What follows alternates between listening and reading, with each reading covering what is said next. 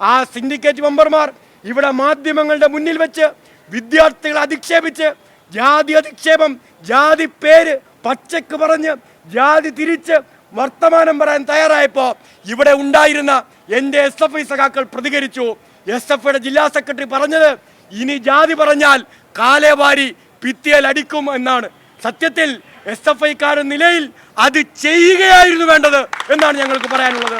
ഇങ്ങനെ സർവകലാശാല ആസ്ഥാനത്തേക്ക് വന്ന് ജാതി പറഞ്ഞാൽ, ജാതി തിരിച്ച് വിദ്യാർത്ഥികൾക്കിടയിലേക്ക് ജാതിബോധം കുത്തിനിറച്ചാൽ അടി വാങ്ങിച്ചിട്ട് ഈ സർവകലാശാലയിൽ നിന്ന് സംഘപരിവാറിന്റെ സിൻഡിക്കേറ്റ് മെമ്പർമാർക്ക് പോവേണ്ടി വരുമെന്ന് നിസ്സംശയം പറയാൻ ഞങ്ങൾ തയ്യാറാവുകയാണ്.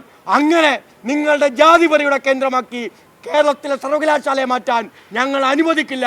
ഞങ്ങൾ ഈ കേരളത്തിൻ്റെ സർവകലാശാലകളിൽ മതനിരപേക്ഷയുടെ മുദ്രാവാക്യം ഉയർത്തി പോരാട്ടം നയിക്കുന്നവരാണ്. ആ പോരാട്ടത്തെയാണ് ഞങ്ങൾ മുന്നോട്ട് കൊണ്ടുപോകുന്നത്.